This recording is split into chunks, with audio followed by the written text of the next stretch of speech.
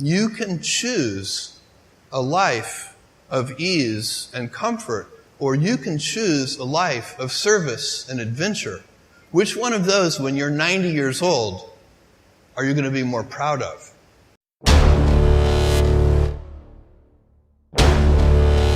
Important, isn't it? That's really good. A guy like you. No matter how good we are, we can still be better. You can always be better. Customers have a divine discontent, and they teach you if you listen to customers. So we watch for that, and we see patterns, and we can find places where it's not working, something's going wrong, and that's really how I get the feedback, is from customer input. And often, in all caps, angry, you ruined my child's birthday because the gift didn't show up on time. And we take that, and what you really want to do is you take that, it's an anecdote, it's a single example, but you need to find the root cause. What went wrong deep inside the system? How did this happen? Because then you can fix it for everyone so that that particular problem will never happen again. You don't just fix the symptom, you have to fix the root cause. And that's been the secret to our operational success for 20 years. Important, isn't it? That's really good. A guy like you. There are a lot of things that are a waste of time. When you think about your life, I often tell people that I work with, if you can get, because people have very high standards for how they want their work life to be. And I said, look, if you can get your work life to be where you enjoy half of it, that is amazing. Because very few people ever achieve that. Because the truth is, everything comes with overhead. That's reality. Everything comes with pieces that you don't like. You could be a Supreme Court justice, and there's still going to be pieces of your job you don't like. You can be a university professor, and it's still going to be, you have to go to committee meetings, and you have to do every job comes with pieces you don't like.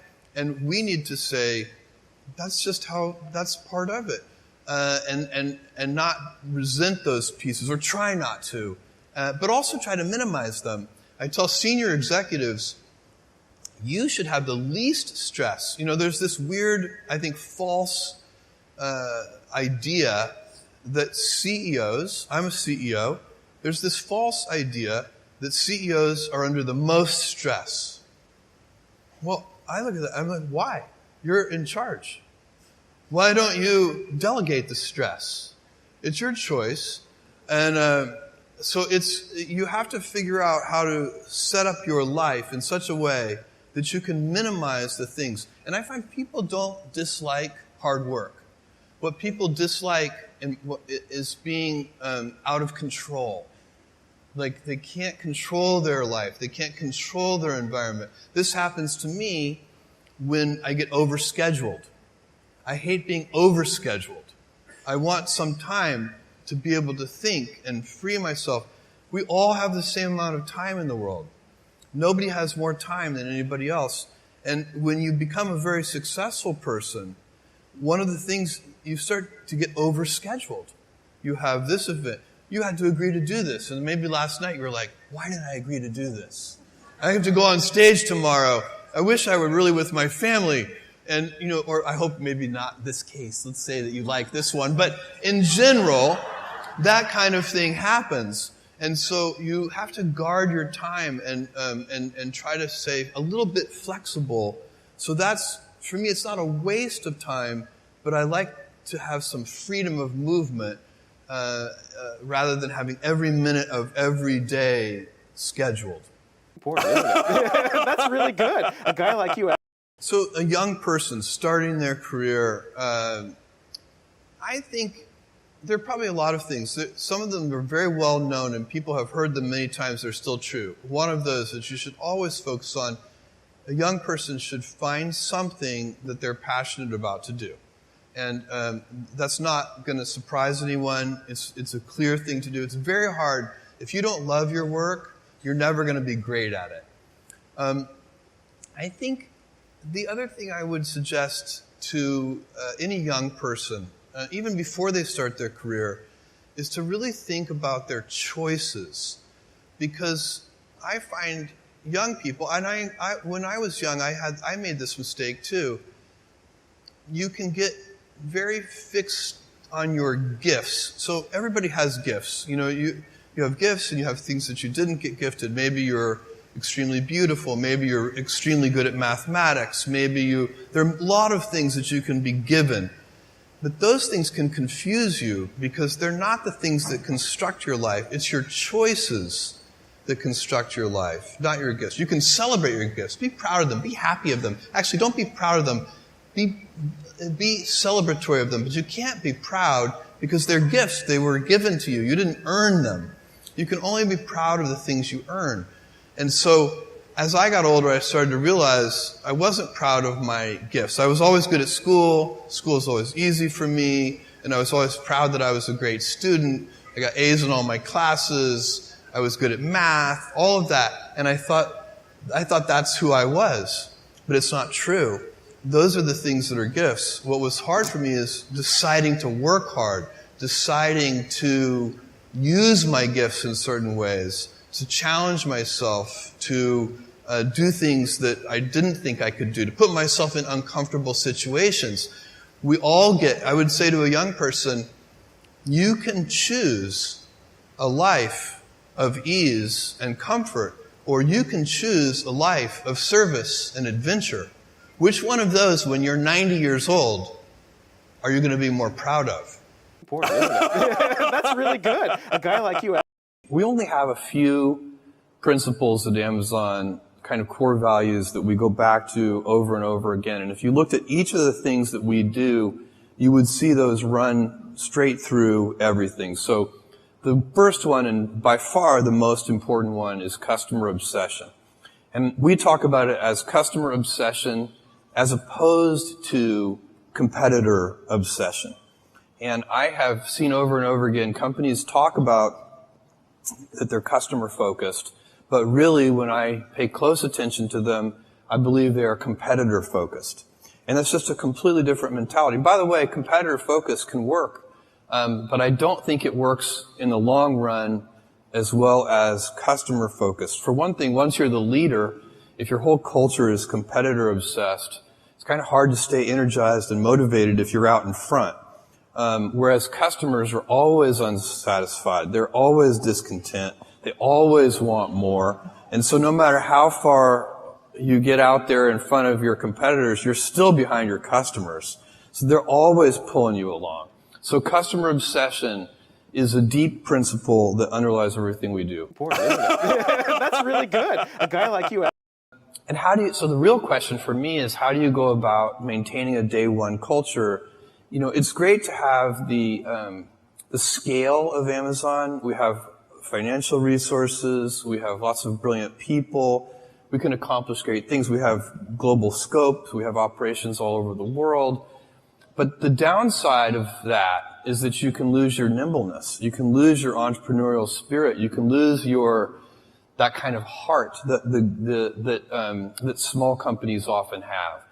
And so if you could have the best of both worlds, if you can have that entrepreneurial spirit and heart, while at the same time having all the advantages that come with scale and scope, think of the things that you could do. And so the question is, how do you achieve that? The scale is good because it makes you robust. A big boxer can take a punch to the head. The question is, you also want to dodge those punches. So you'd like to be nimble. You want to be big and nimble. And I find that there are a lot of things that are protective of the day one mentality. I already spent some time on one of them, which is customer obsession. I think that's the most important thing. If you can, and it gets harder as you get bigger. When you're a little tiny company, say you're a 10-person startup company, every single person in the company is focused on the customer. When you get to be a bigger company, you've got middle managers, and you've got all these layers, and those people aren't on the front lines. They're not interacting with customers every day. They're insulated from customers, and they start to manage not the customer happiness directly, but they start to manage through proxies like metrics and processes, and some of those things can become bureaucratic. So it's very challenging. But one of the things that happens is that decision-making velocity slows down. And I think one of the reasons that happens is that people, all, say, junior executives inside the big company start to model all decisions as if they are heavyweight, irreversible, highly consequential decisions. And so even two-way doors, you make a decision, it's the wrong decision, you can just back through the door and try again. Even those reversible decisions start to be made with heavyweight processes. And so you can teach people that these pitfalls and traps, and then teach them to avoid those traps. And that's what we're trying to do at Amazon, so that we can maintain our inventiveness and our heart and our kind of small company spirit, even as we have the scale and scope of a larger company. Important, isn't it? That's really good. A guy like you.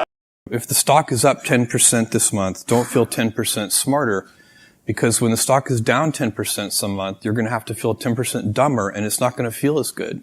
And so it's, ownership is, we give most of our compensation, is done in terms of, stock compensation. And part and parcel with ownership is a mentality of long-term thinking. Owners think longer term than renters do. So I have a friend who rented his house to some tenants, and instead of getting a Christmas tree stand at Christmas, they just nailed the Christmas tree into the hardwood floors of the house. No owner would ever do that. And, but sometimes that's a bad tenant. They're good tenants, but that's a bad tenant. And it's because, this is the same old thing about, nobody ever washed a rental car. And, you take better care of the things that you own. But one of the responsibilities of ownership, and definitely deep inside the Amazon culture, is to think about the fundamentals of the business and not the daily fluctuations in the stock price. There's no information in it. Important, isn't it? That's really good. A guy like you. What are you really focusing on? So, I'm focusing on those things that I think make Amazon unusual. Genuine customer obsession. So like every single thing you just mentioned, when our senior executives sit down and review those programs, they're looking for customer obsession. How is it? Second one that we're focused on is invention. We don't like to do Me Too offerings. We'll be inspired by something we see in the world. We're not hermetically sealed, but we want to put our own twist on it. We want to try to do something better for customers that's pioneering. So where is the invention? Why is this going to be better for customers than whatever is serving that need in the world today? And then a willingness to think long term. So I'm very focused on those things, and also the operational excellence, reducing defects at their root. Those are the things. That's the culture of Amazon. It's the habits that we have. Those are the things I'm focused on. And those are the things that all of our senior people are focused on.